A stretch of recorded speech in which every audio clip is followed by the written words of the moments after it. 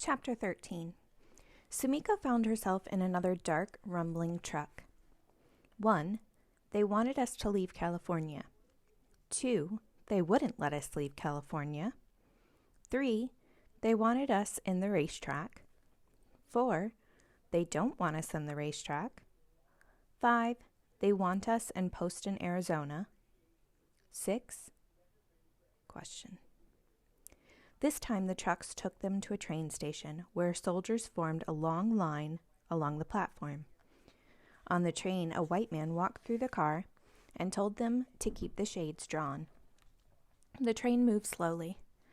Every so often, Sumiko could hear a bang on the windows. Finally, she drew aside a shade and saw that a few people were throwing rocks and pebbles. What did they want from her? That was what she didn't understand. What did they want? The train stopped for a long time, and there seemed to be a furor outside.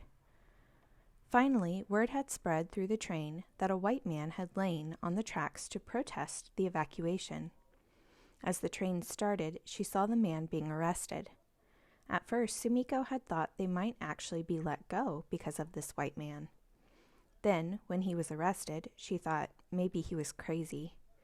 She didn't understand why he had done something that wouldn't change anything at all.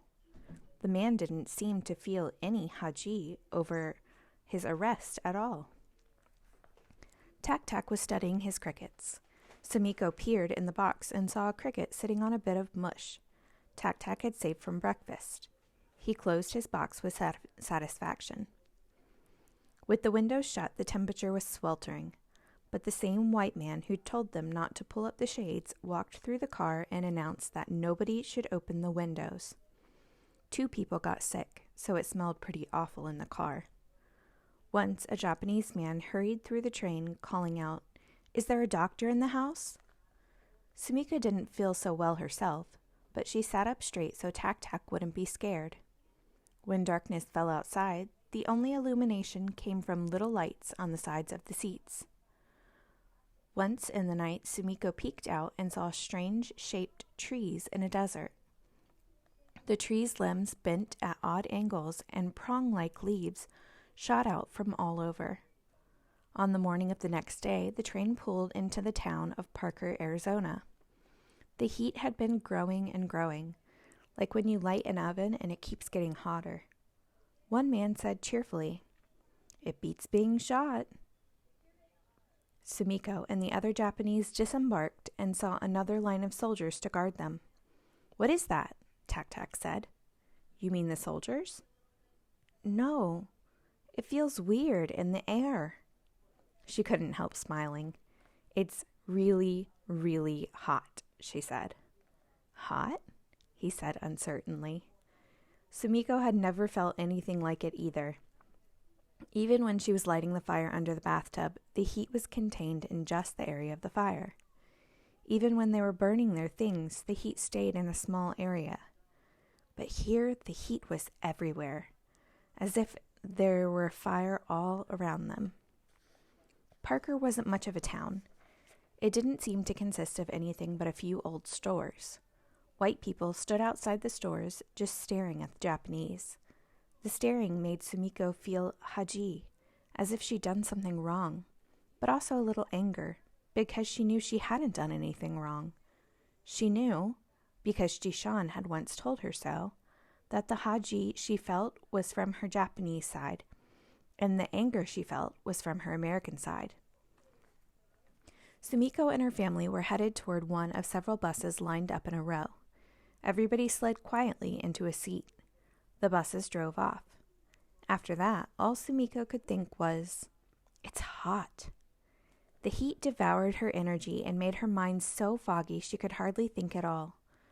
She wasn't even scared of what might happen next. All she cared about was that it was very, very hot. Still, she knew it was better to feel this hot than to feel the ultimate boredom. She remembered more of what Jishan had said. Every time clock tick closer to ultimate boredom, have to get to America before lose mind. The bus driver was a jovial fellow. "You're lucky," he announced. "It was even hotter last week." Sumiko looked out the window. There was nothing to see, just a few old trees and tangled bushes, and a lot of light brown dust. Mountains rose in the distance, and a strange, dirty cloud hovered near them. She yawned. But as they drove, the cloud grew larger. She didn't want to alarm Tack-Tack. Bull was sitting in front of her, so she poked him on the shoulder and pointed at the horizon. He squinted out the window. The cloud was brown and lower to the ground than a normal cloud. Sumiko could see the blue sky above it. It looked like brown, boiling water. Closer to the bus, she also saw small swirls of dust rise up from the ground like dancing girls. For a moment, she thought the temperature had grown so hot that the air was actually boiling. Maybe that was possible. Something felt good, and Sumiko realized it was that she felt really interested in the brown cloud. She was moving farther away from the ultimate boredom. The driver called out, "Dust storm to the left. Nothing to worry about. It happens all the time." Dust! The closer the storm got, the faster it seemed to approach, until suddenly the entire sky darkened, and they were in the middle of it. It was hard to tell whether the storm was one big thing or a whole lot of tiny things. A couple of babies started crying. The driver called out, "Happens all the time, folks. No cause for alarm." Sumiko had no idea how the driver could see where he was going. Then he stopped and everyone stirred in their seats. Sumiko couldn't see anything outside. "We're stuck," said the driver. "We'll have to wait it out." The driver sat back and drank from a thermos.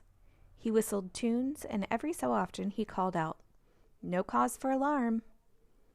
After a while, Sumiko felt claustrophobic. She wanted to scream and escape this bus. She concentrated as hard as she could on keeping the scream inside her. In about an hour, when the dust storm died down, the driver said, "All able-bodied men are going to have to help to get the bus unstuck." All the men got up immediately. The women got off to lighten the load for the men. The other buses had also stopped in various places along the road. Some of the men were covered head to toe in dust. They looked as if they jumped into a vat of brown paint. Sumiko couldn't help smiling when she saw Tack-Tack hurry to the back of the bus to push alongside the men. When the men had freed the bus, everyone got back on. Nothing seemed real. The world outside was brown. The sky was sort of tan. All the men were brown. Even Sumiko, in her previously mint green school dress, was brown. Everything in the world was brown and very hot.